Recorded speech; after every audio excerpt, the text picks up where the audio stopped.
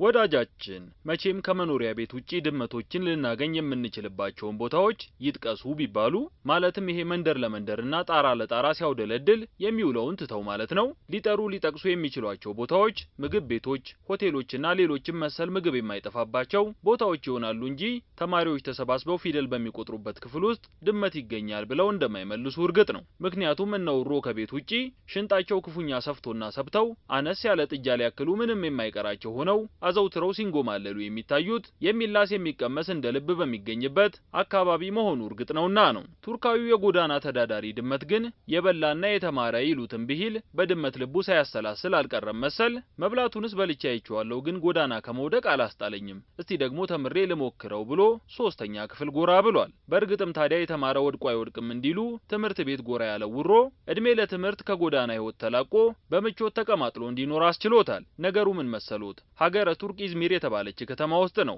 ዛሬ ላይ የሶስተኛ ክፍል ተማሪ ጓደኞቹ ቶምቢ ሲሉ ባወጡለት ስም ይጠራ የገባው ጎዳና ተዳዳሪ ድመት ባለፈው ወር ወደ አንድ የመጀመሪያ ደረጃ ትምህርት ቤት ግቢ ጎራ ይላል። ሰው ሲያዩ እንደሚበረግጉ ሌሎች የጎዳና ድመቶች ያልሆነው ቶምቢ ከተማሪዎቹ ጋር ለመላመድና ለመጫወት ጊዜም አልፈጀበትም። ይባስ ብሎም ይሄድና የሶስተኛ ክፍል ተማሪዎችን ተቀላቅሎ ክፍል ውስጥ አብሯቸው መዋል ይጀምራል። ወደ ክፍላችን መጣ። ልጆቹም በጣም ወደዱት ስትል ቶምቢ እንዴት ከተማሪዎቹ አንዱ ለመሆን እንደበቃ የምትናገረው መምህር ቶዝሌም ፒናሪቫስቹ የድመቱ በክፍል ውስጥ መገኘት የተማሪዎቹን ሐሳብ እየሰረቀ ከትምህርታቸው ያናጥባቸዋል የሚል የብዙዎች ስጋት ቢኖርም ነገሩ የሆነው ግን በተቃራኒው ነው ትላለች። ቶምቢ በክፍሉ መገኘቱን የወደዱት ተማሪዎቹ በሱ ምክንያት ክፍል ውስጥ መገኘታቸውን ይወዱት ጀምረዋል የምትለው መምህር ቶዝሌም ለወትሮ እሷ እያስተማረች ወዲያ ወዲህ ክፍል ውስጥ ይሯሯጡ የነበሩት ተማሪዎች ቶምቢን ላለመረበሽ ስርዓታቸውን ይዘው ተቀምጠው ትምህርታቸውን ይከታተሉ እንደገቡ፣ ሌላው ቀርቶ ለቶምቢ ሲሉ ወትሮ ከሚገኙበት ሰዓት ቀድመው ትምህርት ቤት ይገኙ ጀምረዋል ብላለች። እግር ጥሎት ትምህርት ቤት ውስጥ የገባው ቶምቢ ምስጋና ለትምህርት ይሁንና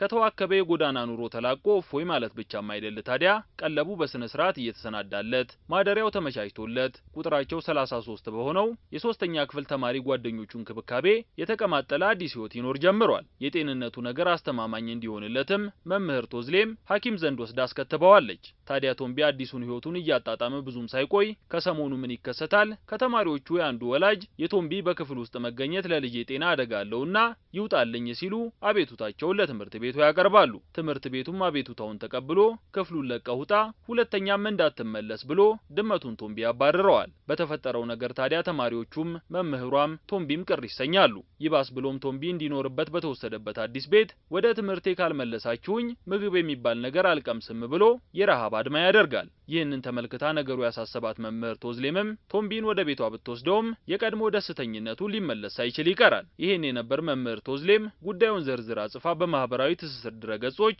ለዓለም ያጋራችውና የተለያዩ ሚዲያዎችን ጨምሮ በርካቶች ጉዳዩን መነጋገሪያ ያደረጉት። ይህን ተከትሎ ታዲያ ቅሬታ ያቀረቡት ወላጅ አቤቱታዬን አንስቻለሁ አሉ።